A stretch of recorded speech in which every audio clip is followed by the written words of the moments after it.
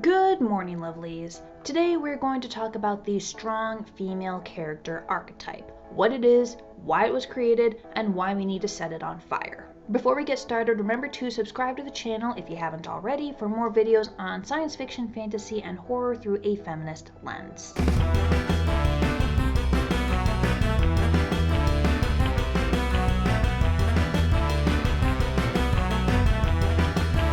So let's define the strong female character. It was originally created as an answer to the damsel in distress archetype. We've always had token warrior women throughout stories and mythology, but for the most part, women only existed in stories to be rescued and married, that is, until the 20th century. Movie makers noticed audiences getting tired of the damsel in distress trope, so they created the polar opposite, a strong female character who could defend herself and did not need rescuing. As the years and decades passed, several subtypes were created. For one, we got the femme fatale, kind of the original strong female character, who uses sexiness and seduction as her main weapons. Then we have the hot heron, kind of our standard strong female character. She's the femme fatale who also knows martial arts. Then there's the brainiac, and she's usually not good physically. She's not physically strong. Her powers are her brain. And she's usually very career oriented. That whole,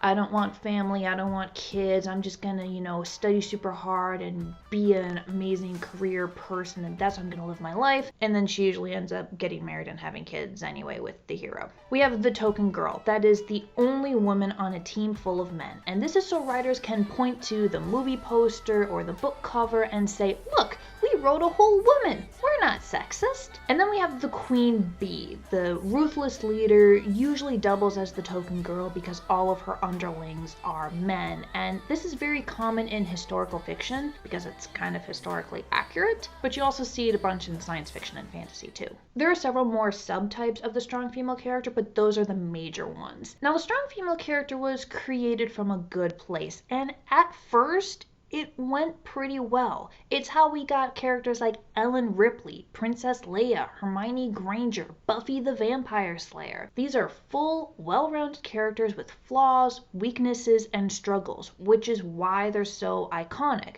We see them struggle and then triumph. Nowadays, however, the strong female character is something of a joke. The biggest complaint is that she's a Mary Sue. One of the most interesting things about a character is their weaknesses and flaws. If the strong female character is the main character, however, the writers will scrub those weaknesses away. They want to focus on her awesomeness, not her struggle and pain. And I get it, both as a writer and a feminist, but it makes for a very boring character. She won't have much, if any, character arc or growth, or the arc will revolve around her getting more power rather than growing as a person. And this is how you get characters like Rey and Captain Marvel. Yeah, they're super fun to watch on screen, especially in the huge sausage fest that are Star Wars and Marvel, but they're not particularly well written. If, on the other hand, she is not the central character of the story, 9 out of 10 times she suffers from Trinity Syndrome. This is a syndrome that was named after the character Trinity from The Matrix, and it is when you introduce a strong female character with a lot of great potential, only to have her take a back seat to the man, almost always as a love interest, and never top her opener.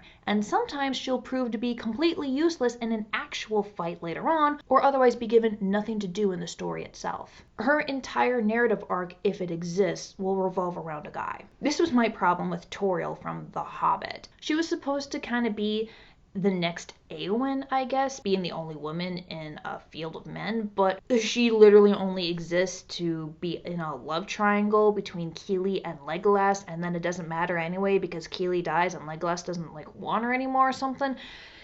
It was...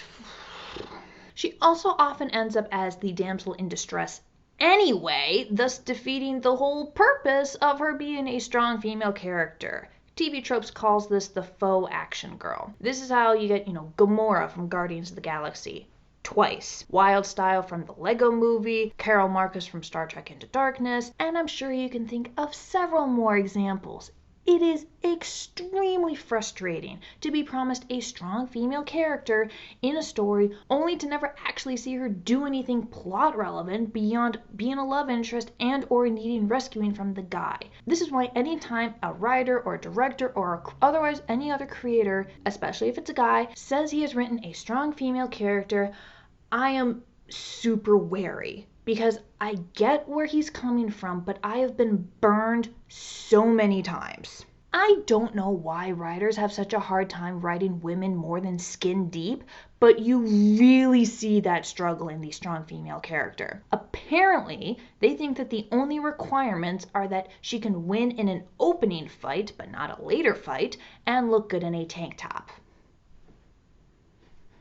The biggest problem with this trope, I think, is that the definition of strength seems to have changed.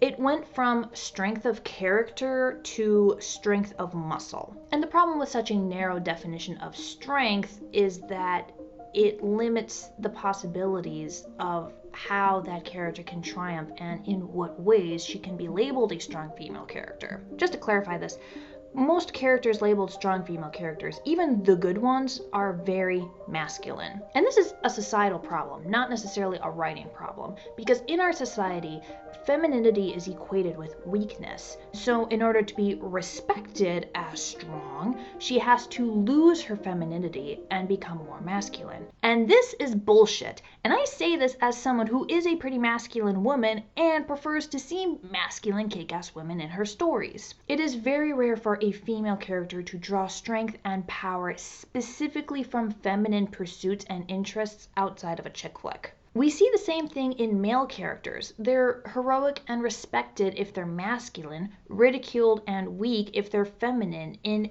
any way. We call this phenomenon sexism. So if you're a writer and you want to write a strong female character, a good one, how do you do that? Well, you start with the character. All the martial arts and superpowers in the world don't mean shit if she doesn't have actual character. The strengths and weaknesses, goals and fears, and a narrative arc that doesn't revolve around another character's dick. So for example, Wonder Woman in Wonder Woman 1984. Yeah, she gets more powers, but the movie doesn't focus on that. The focus is on the fact that Diana has to choose between keeping the love of her life and keeping her powers, which she needs to save the world. And she struggles against her human but ultimately selfish desire to keep her boyfriend alive for half the movie and then coming to terms with his death. You know, now that I think about it, that is an arc that does technically revolve around another character's dick. But it's still a pretty decent example. Writers are afraid of trying to create a strong female character because they hear all of these complaints about them, many of them justified, but those complaints are about the character's lack of character. The most iconic SFCs in media didn't get there because of their physical strength and powers or how hot they looked, but rather the strength of their character. And that is what you need to focus on. So that's the story of the strong female character. Let me know your favorite and least favorite SFCs in the comments. And if you haven't already, subscribe to the channel for more videos like this one. Also, head over to my Patreon page for bonus content like these fine people. Link is in the description. Bye, lovelies!